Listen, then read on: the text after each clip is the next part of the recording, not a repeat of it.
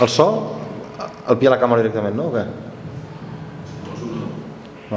Aquí és aquest. Vostès que no ho sé. Està gravant. Perfecte. El so l'agafa la càmera directa, des de...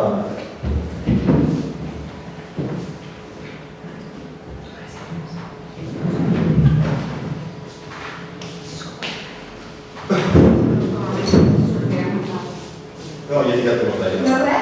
Vale.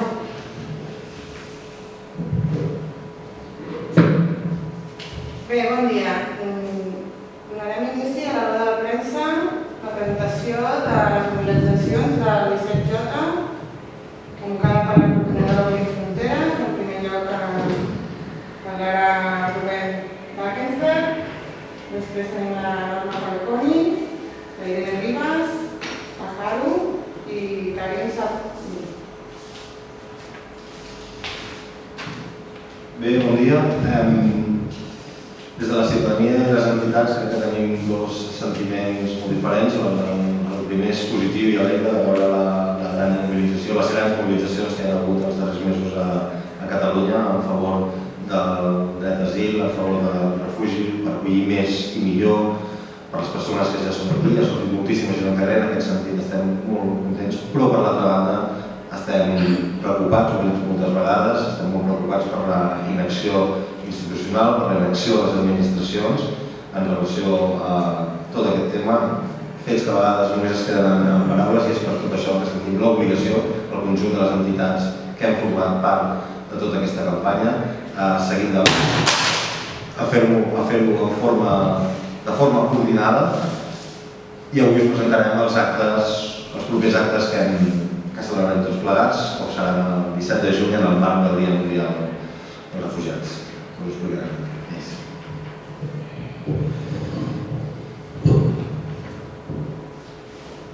Buenos días.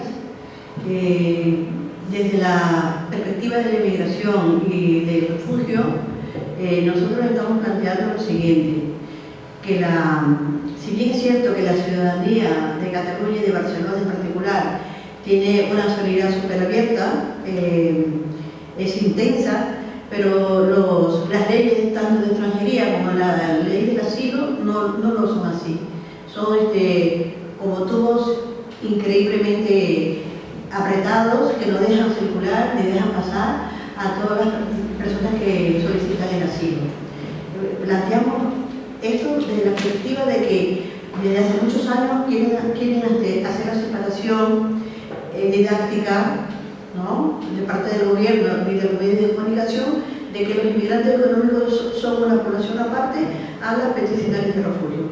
Nosotros creemos, desde nuestra perspectiva de personas inmigradas, que somos todos lo mismo porque venimos con diferentes causas pero llegamos a un mismo sitio. Entonces, yo creo que Casa Nuestra, Casa Vostra consiguió ese objetivo en las luchas, en las manifestaciones que se hicieron. Nosotros creemos que tenemos que señalar acá que la situación del plan de acogida que se está dando en Cataluña es insuficiente, porque desde su primera fase de acogida te dan 3 meses. Y una persona que viene de guerra, que viene de conflictos, en 3 meses no puede ubicarse, conocer los circuitos, tener la posibilidad de tener amigos y conseguir una vivienda. Y es un proceso que es muy doloroso, y ese momento de dolor no son atendidos. En la segunda fase se les obliga a las personas solicitantes de asilo con tarjeta roja que busquen una casa, que busquen una vivienda, y no hay los avales correspondientes. Una carta de las ONG que gestionan la acogida no es válida para los arrendatarios. Y la tercera fase, que es la de autonomía absoluta, la gente que ya está aquí con tarjeta roja con 1 año, 2 años, se las quitan de parte del Estado español. Y entonces es así como las personas solicitantes de asilo, las personas refugiadas, se convierten en lo que el gobierno llama inmigrantes económicos. Y nos han hecho creer que todo el mundo es inmigrante económico. Es esta situación de que la acogida no es tan real, y por eso nosotros creemos que eso tiene que cambiar ese plan de acogida, y Barcelona tiene mucha responsabilidad en eso, porque no podemos creer que estamos diciendo que somos ciudad de refugio y la gente que ya está aquí refugiada se la convierte en inmigrantes económicos, que significa vivir clandestino 3 años, tener un contrato de un año y 40 horas, sin posibilidad de acceder al arraigo social, a tener una vida digna, un trabajo digno, que es lo que todos esperamos al venir a hacer nuestro proceso migratorio.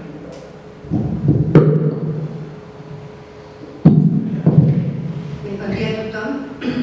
Aquest dissabte, 17 de juny, amb motiu del Dia Mundial de les Persones Refugiades, la coordinadora Obrim Fronteres ha convocat 4 concentracions arreu del territori. En la meva intervenció el que vull fer és explicar una mica què és aquesta coordinadora i com sorgeix aquesta coordinadora. Obrim Fronteres és una coordinadora d'entitats, col·lectius, ONGs, plataformes que treballen pel tema de refugi, acollida i migració des de diferents àmbits i des de diferents perspectives.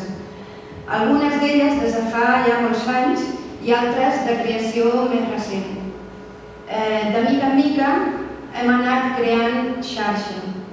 L'any passat, el 19 de juny, també amb motiu del Dia Mundial de les Persones Refugiades, tot un seguit d'entitats van convocar la ciutadania i van sortir al carrer fent una manifestació en la que van participar ja 40.000 persones.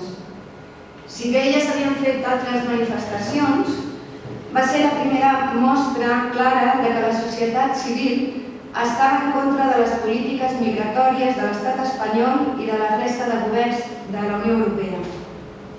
En aquesta manifestació vam denunciar la situació de les persones als camps de refugiats, les morts al Mediterrani, la inoperància i la indiferència dels governs de la Unió Europea davant d'aquesta situació, però també els problemes i traves que es troben les persones que ja han arribat a casa nostra, com ara ens explicava la Norma.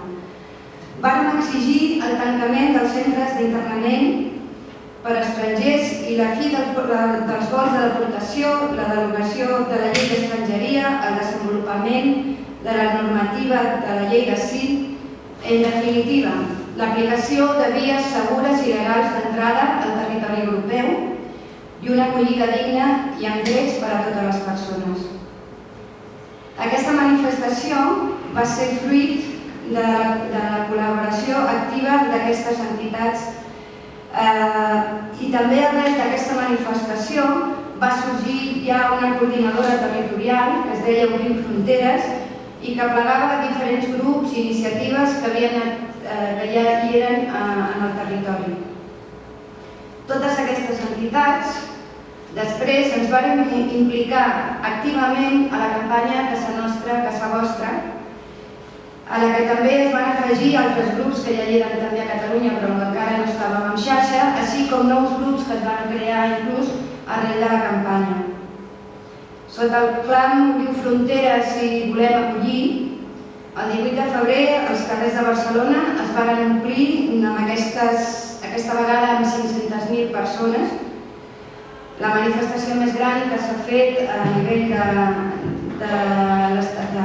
d'Europa en qüestió de refugiats i on la ciutadania es va expressar novament de forma clara i rotunda. A banda de la campanya i de la manifestació, les entitats de la coordinadora també van elaborar un ampli document per negociar amb les administracions on es recullen mesures concretes que es poden adoptar ja des d'aquest mateix moment. Ara ens cal continuar i ho farem a través de la coordinadora Obrim Fronteres, que aglutina ara a totes aquestes entitats, grups, plataformes, etc., que han anat sorgint en tot aquest procés.